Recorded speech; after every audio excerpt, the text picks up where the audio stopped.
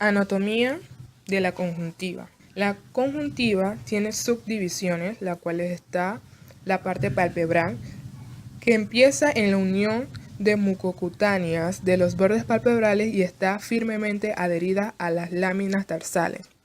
Del fondo de saco, que está suelta y es redundante de forma que se hincha fácilmente y se distribuye en pliegues. Y la número 3 es la vulvar, que cubre la esclerótica anterior, la estroma de la conjuntiva vulvar y está unida de forma laxa a la cápsula de Tenon subyacente, excepto en el limbo, donde la unión es firme. En cuanto a la histología que presenta la conjuntiva, podemos decir que el epitelio conjuntival tiene entre 2 y 5 capas celulares de espesor. Las células basales son cuboidales y evolucionan hacia las células poliédricas aplanadas a medida que se acercan a la superficie. Con la exposición crónica y el secado, el epitelio puede queratinizarse. La estroma consta de tejido conectivo ricamente vascularizado que está separado del epitelio por una membrana basal. La capa superficial adenoidea no se desarrolla hasta aproximadamente los 3 meses después del nacimiento, y de ahí la incapacidad del recién nacido para producir una reacción conjuntival folicular. La capa fibrosa más gruesa, profunda, se continúa con las láminas tarsales y pertenece a los tejidos subconjuntivales más que las conjuntivas. Las diferentes patologías a nivel de la conjuntiva tenemos lo que son las infecciones bacterianas. Dentro de las infecciones bacterianas está lo que es la conjuntivitis bacteriana simple, la cual es una patología muy frecuente y por lo general autolimitada. Los microorganismos causales más comunes son el Staphylococcus epidermis y el Staphylococcus aureus, aunque otros cocos gram positivos, incluyendo los Streptococcus pneumoniae, también son patógenos frecuentes, así como los gram negativos, Anopheles influenzae y Mozzarella lacunata. Estas microorganismos tienen una afectación directa anatómicamente en lo que es la conjuntiva del fondo del saco, ya que se puede presentar algunas manifestaciones clínicas que van a llevar a realizar lo que es una sensación de arenilla, quemazón y secreciones. Queratoconjuntivitis gonocócica. Esta patología tiene una afectación directa anatómicamente en el epitelio corneal. Se dice que la gonorrea es una infección venérea del tracto genitouterino causada por el diplococo gram negativo Neisseria gonorrhoeae. Esta presenta una alteración del epitelio corneal que puede producir una ulceración marginal en el surco lleno de pus situado entre la conjuntiva tumefacta y la córnea a nivel del limbo. Infecciones virales. Queratoconjuntivitis por adenovirus. El espectro de la infección ocular por adenovirus varía desde leve y casi inaparente hasta la completa, con una morbilidad significativa. Es un riesgo ocupacional de los oftalmólogos. La transmisión de este virus altamente contagioso se realiza por vía respiratoria o a partir de las secreciones oculares, y la disminución se produce por las toallas contaminadas o el equipamiento como las cabezas del tonómetro. Conjuntivitis por moluscum contagiosos. El moluscum es un virus oncogénito que conduce unas lesiones características en la piel y es menos frecuentemente en las membranas mucosas. El contagio se produce por contacto estrecho. Este cuadro afecta típicamente a niños, adolescentes y adultos jóvenes. El moluscum es además un hallazgo frecuente en pacientes con SIDA, en quienes pueden aparecer múltiples lesiones. Los pacientes con afectación ocular también pueden tener moluscum en otras partes del cuerpo. Anatómicamente, el moluscum contagioso afecta lo que es la conjuntiva a nivel del marco. Infecciones por clamidia. Conjuntivitis por clamidia del adulto. La conjuntivitis por clamidia del adulto es una enfermedad transmitida sexualmente causada por los serotipos D, AK, DC, Trachomatis. Los pacientes con conjuntivitis por clamadis suelen ser jóvenes y en muchos casos tienen también una infección genital concomitante. Y en casos también pueden ser asintomáticas. La transmisión se realiza por autoinoculación a partir de las secreciones genitales, aunque el contagio ojo a ojo puede ocurrir. Conjuntivitis neonatal por clamidia. La infección por clamidia es la causa más frecuente de conjuntivitis neonatal y se puede asociar con infección sistémica por clamidia, que puede dar lugar a otitis, retinitis y neumonitis. La infección se transmite a partir de la madre durante el parto, por lo que es importante que ambos padres se examinen para buscar una evidencia de infección genital. Observamos un bebé recién nacido con secreción mucopurulenta en una infección neonatal por clamidia. Tracoma. El tracoma es una infección causada por los serotipos AB, BA, C, DC. Tracomatitis es una enfermedad de poblaciones desfavorecidas con malas condiciones de higiene. La mosca común es el principal vector en el ciclo de infecciones reinfección. Actualmente el tracoma es la causa prevenible más importante de ceguera en el mundo. En sus primeras etapas el tracoma causa conjuntivitis y esta puede ocasionar o puede producir lo que es cicatrización en la parte interior del párpado, lo que va a hacer que las pestañas se viren hacia el interior del ojo y va a provocar una condición llamada triquiasis.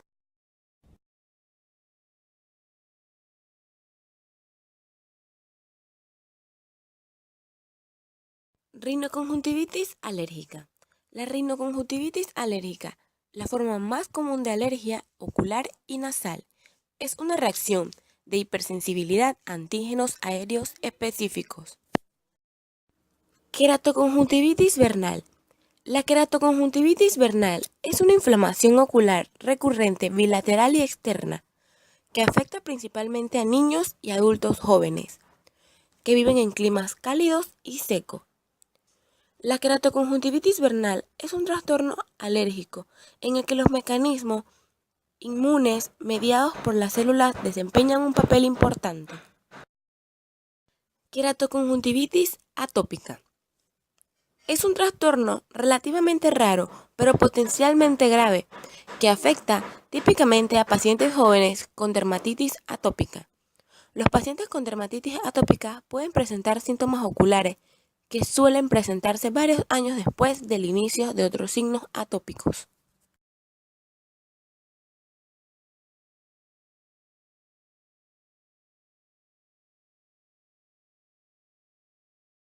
Síndrome de Stevens-Johnson. El síndrome de Stevens-Johnson es una enfermedad vesicobullosa mucocutánea aguda y grave que ocurre principalmente en personas jóvenes sanas. Los hombres se ven afectados con mayor frecuencia que las mujeres. La etiología exacta no se conoce, pero la causa probable es una reacción inmunológica anormal. Los factores desencadenantes más habituales son una reacción de hipersensibilidad a fármacos e infecciones virales.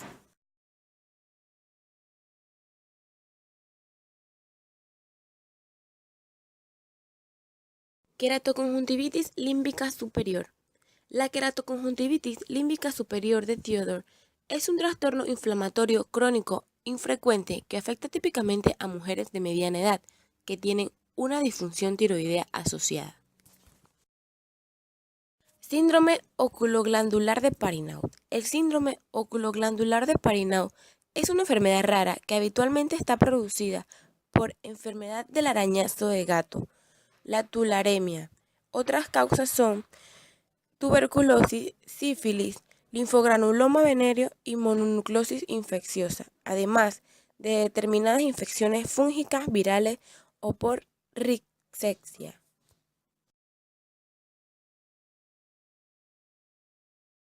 Conjuntivitis leñosa. La conjuntivitis leñosa es un trastorno muy raro, caracterizado por lesiones pseudomembranosas recurrentes que pueden afectar también a boca, nasofaringe, tráquea y vagina. En ocasiones, la formación de membrana puede desencadenarse por traumatismos menores. cronifica. Síndrome de captura de moco. La enfermedad de base más frecuente que inicia el ciclo de captura de moco es la queratoconjuntivitis seca, aunque cualquier trastorno que causa un exceso de producción de moco puede ser responsable. Mientras intenta eliminar el exceso de moco del fondo del saco conjuntival, el paciente traumatiza el epitelio conjuntival. Esto aumenta a su vez la secreción de moco, creando un círculo vicioso. Debería sospecharse esta entidad cuando el tratamiento apropiado de una enfermedad ocular externa no produce el resultado esperado. Cuando se le pregunta directamente, el paciente puede negar la captura de moco. Conjuntivitis tóxica. Los descongestivos oculares que se dispensan sin receta pueden utilizarse como automedicación para el enrojecimiento y el malestar ocular. Las preparaciones utilizadas habitualmente pueden contener vasoconstrictores o antihistamínicos. Si se emplean de forma inadecuada, pueden dar lugar a conjuntivitis con irritación, quemazón, sensación de cuerpo extraño y enrojecimiento. El diagnóstico se realiza por exclusión después de haber descartado otras causas de conjuntivitis. Pingüécula. Una pingüécula es una lesión extraordinariamente común, inocua, generalmente bilateral y asintomática. Consiste en un depósito blanco amarillento en la conjuntiva vulvar adyacente a la vértice nasal o temporal del limbo. No suele ser necesario un tratamiento porque el crecimiento es muy lento o inexistente. Pterillo. El pterillo es una zona de crecimiento subepitelial triangular fibrovascular de tejidos conjuntival vulvar degenerativo que cruza el limbo e invade la córnea. El pterillo se presenta en pacientes que han vivido climas cálidos y pueden presentar una respuesta a la sequedad o a la exposición a los rayos ultravioletas. Lesiones pigmentadas. Entre las lesiones pigmentadas está la melanosis epitelial conjuntival, que es un cuadro benigno que frecuentemente está presente en personas de raza negra y otras pieles oscuras. Ambos ojos se encuentran afectados, pero la intensidad puede ser asimétrica. Con la lámpara de hendidura, la pigmentación se ve dentro del epitelio y se mueve libremente sobre la superficie del globo ocular. La pigmentación puede ser más intensa en el limbo y alrededor de las ramas perforantes de los nervios ciliares anteriores cuando entran en la esclerótica. La pigmentación yuxtalímbica puede extenderse en la periferia de la córnea. La melanocitosis ocular congénita es una pigmentación multifocal de color gris pizarra que se localiza subconjuntivalmente en la epiesclera y no se puede desplazar sobre el globo ocular. Ocasionalmente, la córnea periférica puede estar afectada. Nevus conjuntival es una enfermedad relativamente infrecuente, benigna y generalmente unilateral. Se localiza en el área yuxtalímbica y también en los pliegues y la carúncula.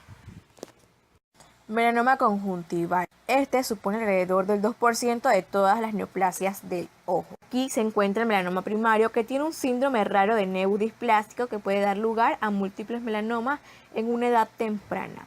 También se encuentran nódulos solitarios negros o gris que pueden estar fijados a la epiesclera.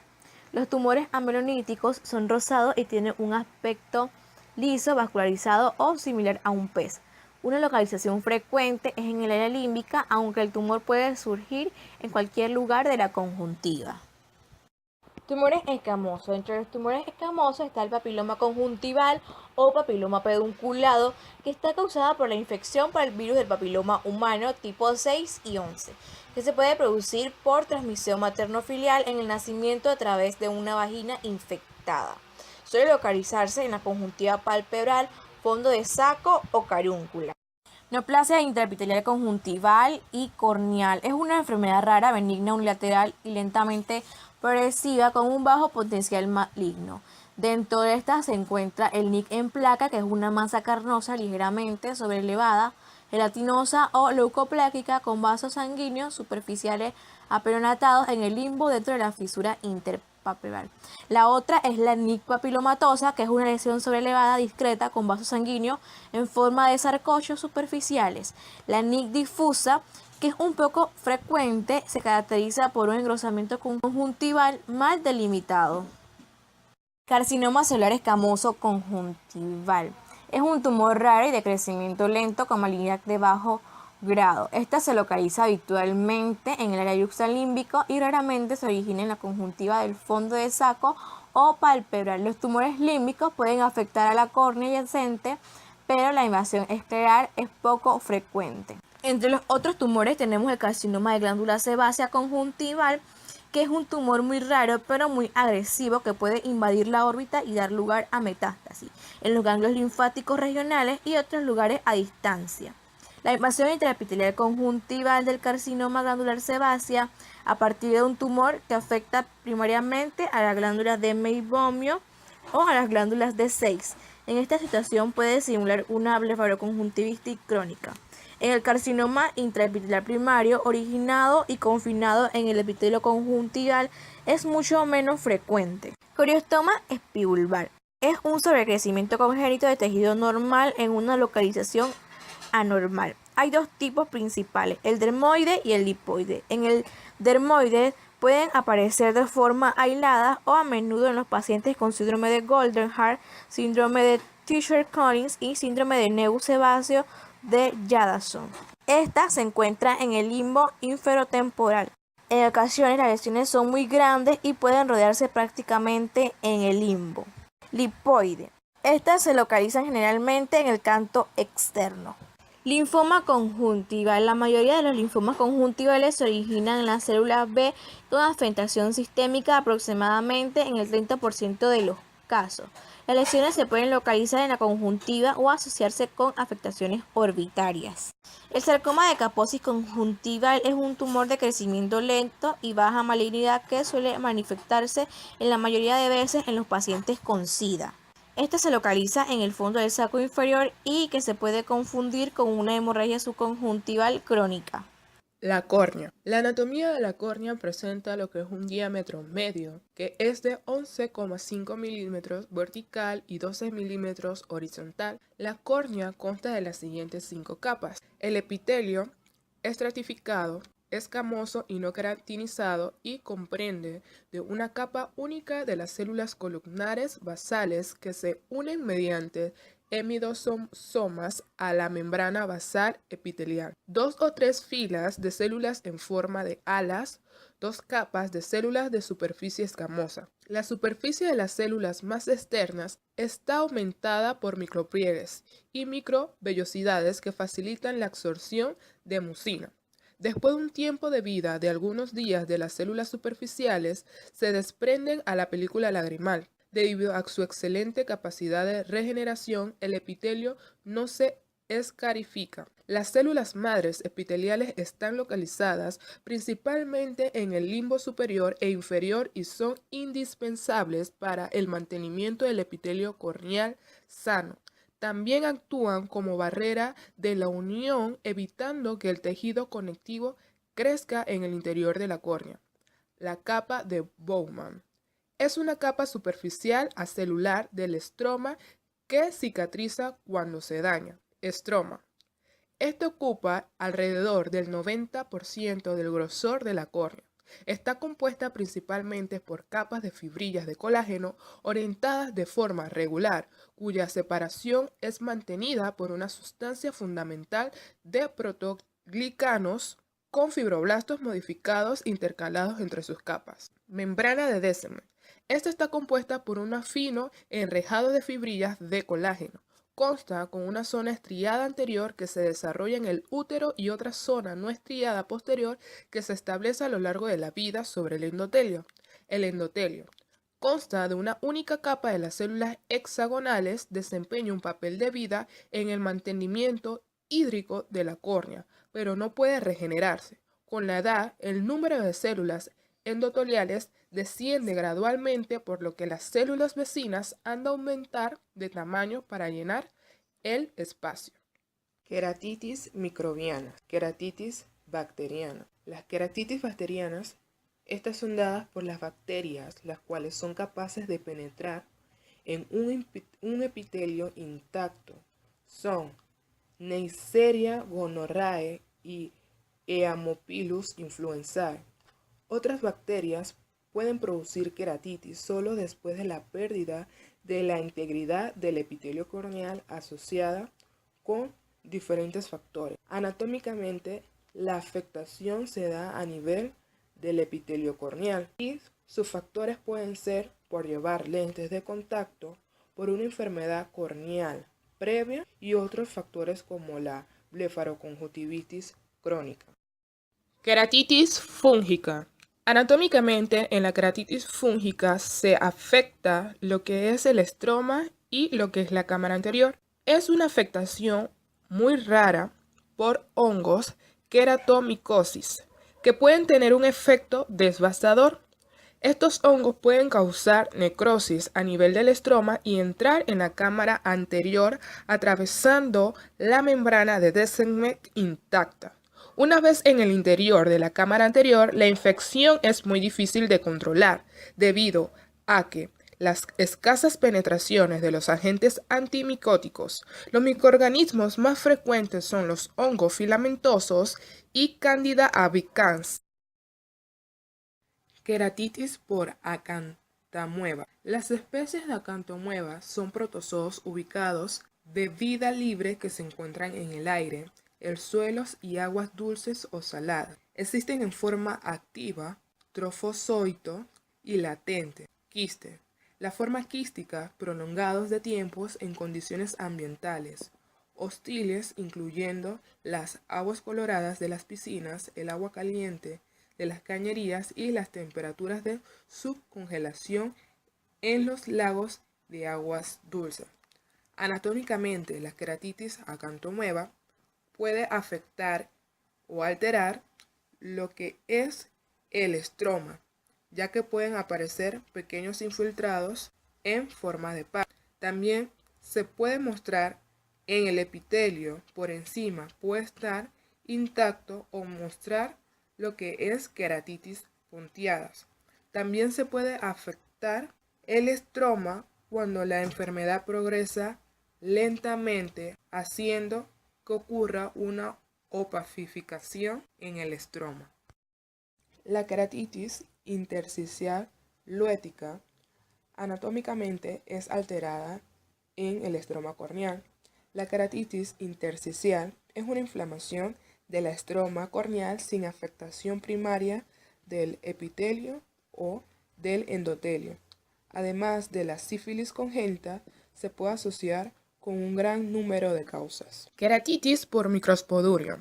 Las especies de microsporidia son pequeños protozoos intracelulares obligados, ubicos y formadores de esporas que son patógenos oportunistas que causan enfermedad multisistémica, principalmente en pacientes inmunodeprimidos. La queratoconjuntivitis epitelial puntiforme difusa crónica bilateral. Esta puede producir en pacientes con SIDA. Puede existir conjuntivitis leve sin queratitis. Este tratamiento se realiza con fulgilina tópica y abedazol oral.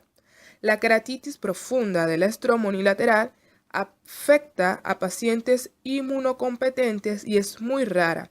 No existe un tratamiento efectivo y la mayoría de los casos requieren de un injerto corneal. Queratopatías cristalinas infecciosas. Anatómicamente se afecta lo que es la córnea y lo que es el cristalino. La queratopatía cristalina infecciosa presenta lo que es una queratopatía bacteriana absorbente. Esta es una infección índole muy rara que suele asociarse con el tratamiento tópico con corticoides a largo plazo, particularmente después de una queratoplastía penetrante. Otros factores de riesgo incluyen la queratitis por el virus de herpes simple y la queratitis por acantomueva. El germen más frecuente responsable es el Streptococcus viridans, aunque han implicado otras bacterias y hongos. Este se da opacidades ramificadas, blancas, grisáceas y progresivas en la parte anterior o media de la estroma con una mínima inflamación. Queratitis virales. La queratitis por el virus del herpes simple. El virus del herpes simple es un virus DNA que infecta solamente a los seres humanos. La infección por el virus del herpes simple es extremadamente frecuente.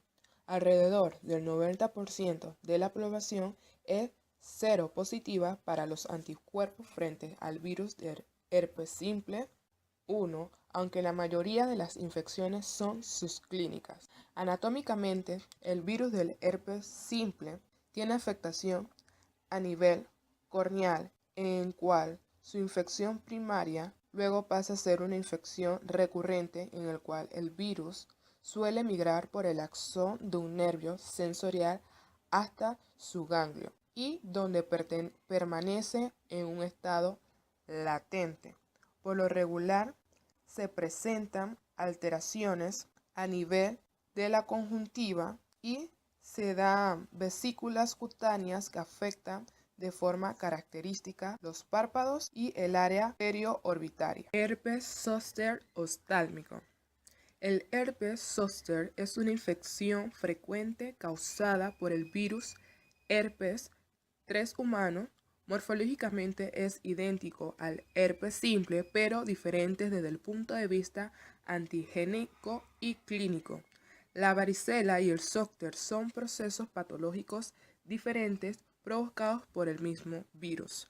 La etiología actual es que después de una varicela y su viremia consiguiente, algunos virus permanecen en el ganglio radicular dorsal, quizá llegando por diseminación retrogenada a los nervios sensitivos desde las lesiones cutáneas. La afectación del herpes zóster oftálmico se da a nivel del nervio nasociliar, arriba que inerva al lado de la nariz y se produce cerca del tercio de los pacientes con herpes zóster oftálmico y ello se correlaciona de forma significativa con el desarrollo posterior de complicaciones oculares.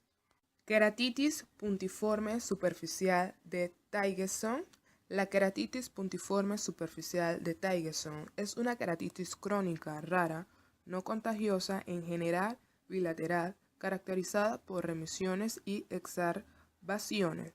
Se sospecha de una etiología vírica, pero no ha podido demostrarse. La exploración revela una queratitis superficial con conglomerados estrellados redondos u ovales de puntos intraepiteliales blancos grisáceos. Esta se sospecha una causa viral por la que se incluye que se presenta una irritación ocular y también se da lagrimeo. Delen. El Delen está causado por inestabilidad localizada de la película lagrimal. Puede ser idiopática o secundarias lesiones límbicas elevadas o lentes de contacto rígido. Suele ser inocuo y transitorio. Queratitis marginal. La queratitis marginal es una enfermedad que se cree debida a una reacción de hipersensibilidad a exotoxinas estafilocócicas. Es particularmente común en los pacientes que padecen una blefaritis estafilocócica crónica. Queratitis rosácea. El acné rosácea es un trastorno frecuente, crónico y progresivo de etiología desconocida que afecta a la piel de la cara y los ojos. La gravedad de la afectación ocular varía desde la telangiectasia palpebral leve a perforación corneal. No existe asociación entre la gravedad de las manifestaciones cutáneas y la extensión de la afección ocular, y a menudo es menos sintomática de lo que podían hacer pensar los signos clínicos. Flictenulosis. La flictenulosis está causada por una reacción de hipersensibilidad retardada inespecífica a antígenos bacterianos. Aunque la mayoría de los casos son autolimitados, muy ocasionalmente la enfermedad es grave e incluso puede producir ceguera. Degeneración marginal de Thierry. La enfermedad de Thierry es un adelgazamiento no inflamatorio e idiopático de la córnea periférica poco frecuente. Alrededor del 75% de los pacientes afectados son hombres y este trastorno suele ser bilateral, aunque la gravedad de la afectación puede ser asimétrica. Úlcera de Morin. La úlcera de Morin es una enfermedad rara, probablemente causada por una respuesta autoinmune a antígenos de la estroma corneal. Puede ser uni o bilateral. Queratitis ulcerativa en las enfermedades sistémicas. La presencia de infiltración corneal, ulceración o adelgazamiento grave persistentes y periféricos no explicado por una enfermedad vascular coexistente debería dar lugar a la búsqueda de una enfermedad vascular del colágeno sistémica asociada. Las enfermedades principales que se deberían tener en cuenta son artritis reumatoide, vasculitis sistémica como la granulomatosis de Wegener y la poliarteritis nodosa. Las lesiones oculares pueden proceder a las manifestaciones sistémicas. Degeneraciones corneales. Dentro de las degeneraciones corneales están las degeneraciones relacionadas con la edad. El arco senil es la opacidad corneal periférica que se encuentra con mayor frecuencia sin ningún factor predisponente en personas de edad avanzada.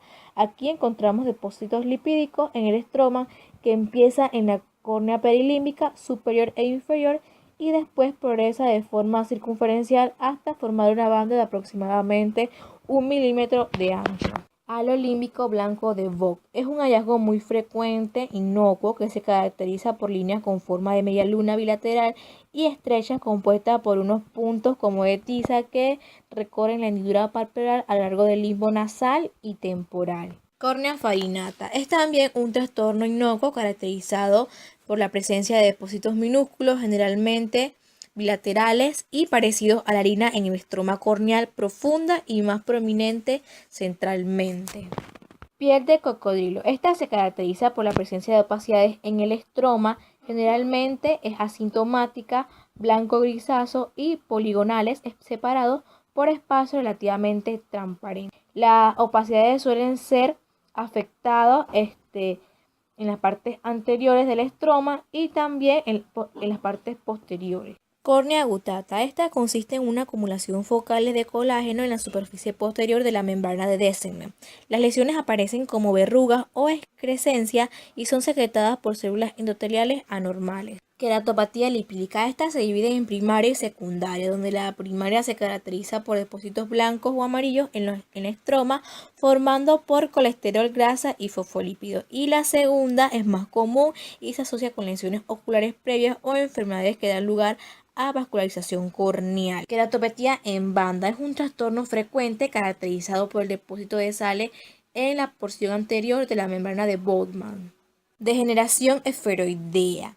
También se conoce como otros términos incluyendo elastosis corneal, queratopatía de Labrador, queratopatía climática en gota y distrofia anular de Vieti. Estas son pequeños gránulos con color de ámbar en el estroma superficial de la córnea interpalpebral periférica. Degeneración anular de Salzmann. Esta ocurre de forma secundaria a queratitis crónica, especialmente en tracoma. Las lesiones se localizan en la córnea cicatricial o en los extremos de la córnea transparente. Distrofias corneales. Las distrofias corneales son un grupo de alteraciones progresivas de la transparencia corneal, generalmente bilaterales y en su mayoría determinadas genéticamente y que se presentan sin inflamaciones. Estas se dividen en epiteliales, la capa de Bowman, del estroma y el endotelio. Distrofias epiteliales. Dentro de las distrofias epiteliales está la distrofia de la membrana basal epitelial, también conocida como distrofia microquística de Cogan o distrofia mapa.huella dactilar. No es familiar ni progresiva. Muestra engrosamiento de la membrana basal con depósito de proteína fibrilar entre la membrana basal y la capa de Bowman. Distrofia de la capa de Bowman. Una de ellas está la distrofia de Reis-Buchter tipo 1, que es una opacidad superficial, finas, redondas y poligonales en la capa de Bowman más densa centralmente. Distrofia de Thiel-Behnke tipo 2. Estas son similares a la distrofia de Reis-Buchter en sentido en que las opacidades adoptan más un patrón de panal de abeja. Distrofia de Schneider central. Este es un área oval de opacidad cristalina subepitelial con destellos en una córnea de aspecto brumoso. Estas muestran depósitos de fosfolípidos y colesterol. Distrofia del estroma. Dentro de ella está la distrofia reticular de tipo 1, Beaverham-Dinner, que se encuentran puntos en el estroma anterior, progresión y coalescencia en líneas reticulares finas en forma de ramas como tela de araña que se ven mejor con retroiluminación. Las lesiones se extienden en profundidad y hacia afuera desde la córnea central respetando la periferia. Distrofia reticular de tipo 1, síndrome de Meretooja. Estas son finas líneas reticulares cortas distribuidas al azar que son escasas, más delicadas y orientadas más radialmente que en la distrofia reticular de tipo 1. Esta muestra depósitos de amiloide en el estroma corneal y en otros lugares afectados. Distrofia reticular de tipo 3 y 3-4. Estas son líneas viscosas gruesas que se extienden desde el limbo al limbo con una bruma intermedia mínima. Puede haber una asimetría franca o las lesiones pueden ser unilaterales durante un tiempo. Distrofia granular. Estos son depósitos pequeños blancos claramente marcados como migas o copos de nieve en el estroma anterior central. Aparecen más lesiones y progresan en profundidad y hacia afuera, pero nunca alcanzan el limbo. Distrofia de Avellino. Estas son opacidades finas superficiales que parecen anillos, discos, estrellas o copos de nieve más densas centralmente, parecidas a las que se ven en la distrofia granular, asociada con opacidades lineales más profundas que recuerdan a la distrofia reticular. Distrofia macular. Esta es la distrofia del estroma menos frecuente, donde se ven manchas de color grisáceo blanco, densas focales mal delimitadas de la córnea superficial con nubosidades difusas y leves del estroma.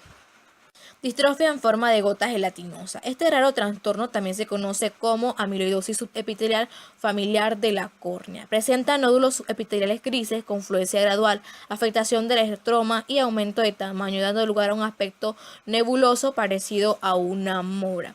Su histología muestra acumulación subepitelial y en la estroma anterior de amiloide. Distrofias endoteliales. Dentro de las distrofias endoteliales está la distrofia endotelial de Fuchs, que es más frecuente en mujeres y se asocia con una prevalencia ligeramente aumentada de glaucoma de ángulo abierto primario.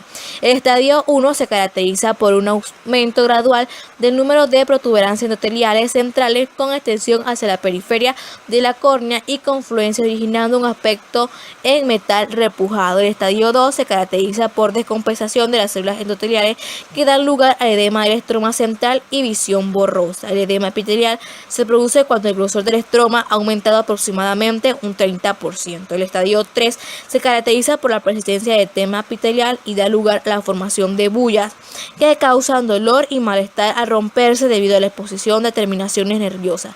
Se produce la sustitución de la capa de Bowman por un panus degenerativo y la opacificación gradual de la estroma. Distrofia polimorfa posterior. Esta es una distrofia rara, inocua y asintomática en la que las células endoteliales corneales muestran características similares al epitelio. Distrofia endotelial hereditaria congénita. Es una distrofia rara en la que existe una ausencia focal o generalizada del endotelio corneal. Esta presenta un edema corneal difuso, simétrico y bilateral. El aspecto corneal varía desde un aspecto de vidrio esmerilado de color azul y gris a una opacificación total. La afectación visual es variable y la agudeza visual puede ser superior a la que se espera por el aspecto corneal. Ectasias corneales. Dentro de las ectasias corneales está el queratocono, que es un trastorno progresivo en el que la córnea adquiere una forma cónica irregular. Ambos ojos están afectados, aunque solo sea topográficamente en casi todos los casos. Degeneración marginal pelúcida es una enfermedad rara que inicialmente puede diagnosticarse de forma equivocada como queratocono. Se observa un área de adelgazamiento corneal inferior bilateral lentamente progresiva y en forma de media luna. Queratoglobo es una enfermedad extraordinariamente rara en la que toda la córnea es normalmente delgada. Está relacionada posiblemente con el queratocono y se puede asociar con la amaurosis congénita de Leber y la esclerótica azules. Al contrario que el queratocono, la córnea desarrolla una ectasia globular más que cónica. Neuroqueratopatías. Dentro de las neuroqueratopatías está la queratopatía neuroparalítica por exposición, que es el resultado de humedecimiento inadecuado de la superficie corneal por la película lagrimal debido al lago oftalmo, a pesar de la presencia de una producción normal de lágrimas. Queratopatías neutróficas. Ocurre en una córnea anestesiada, aunque la patogenia no está clara. Parece que los nervios sensitivos corneales son muy importantes para mantener la salud del epitelio corneal. La pérdida de los influjos neurales produce edema intraocular, exfoliación de las células epiteliales y afecta a la curación epitelial, lo que finalmente ocasiona una ulceración persistente y progresiva. Síndrome de erosión corneal recurrente. El síndrome de erosión corneal recurrente es una enfermedad que se caracteriza por un trastorno de la membrana basal epitelial que da lugar a una adhesión deficiente y a la descomposición recurrente del epitelio. Este cuadro es causado sobre todo por traumatismo corneal superficiales, específicamente por un arañazo, También puede ocurrir en algunas distrofias corneales, especialmente distrofias de la membrana basal epitelial, como se han descrito antes. Las erosiones corneal recurrentes tienden a ser especialmente problemáticas en pacientes diabéticos. Crisiasis. Crisiasis. La crisiasis es el depósito de oro en el tejido vivo y tiene lugar después de la administración prolongada de oro, generalmente en el tratamiento de la artritis reumatoide. Prácticamente todos los pacientes con crisioterapia continuada que han recibido una dosis total de compuesto de oro que supera los 1000 miligramos presentan depósitos corneales. La crisiasis corneal se caracteriza por gránulos como de polvo o de color púrpura brillante por toda el estroma corneal, más concentrado en la capa profunda y en la periferia. Queratopatía en remolino. La queratopatía en remolino se caracteriza por depósitos epiteliales corneales en forma de remolino. Cistinosis. La cistinosis es un trastorno metabólico raro que se caracteriza por un depósito tisular generalizado de cristales de cisteína no proteica como resultado de un defecto en el transporte lisosomal. Depósitos de inmunoproteína. El depósito de difuso o local de inmunoproteína es una manifestación relativamente infrecuente de varias enfermedades sistémicas, incluyendo mieloma múltiple, macroglobulinemia de Waldenström, gamapatía monoclonal de causa desconocida, determinados trastornos linfoproliferativos y leucemia. Las afectaciones corneal pueden ser la primera manifestación de las enfermedades sistémicas. Mucopolisacaridosis. Las mucopolisacaridosis son un grupo de deficiencias hereditarias y relacionadas de glucosidasas catabólicas que se necesitan para la hidrólisis de los mucopolisacáridos. Los metabolitos alterados se acumulan en vacuolas intercelulares en las células de diversos tejidos y órganos, y también son detectables en la orina. Enfermedad de Wilson. La enfermedad de Wilson es un cuadro raro causado por una deficiencia de ceruloplasmina. Se caracteriza por un depósito extenso de cobre en los tejidos. La presentación es una hepatopatía, disfunción de los ganglios basales o alteraciones psiquiátricas.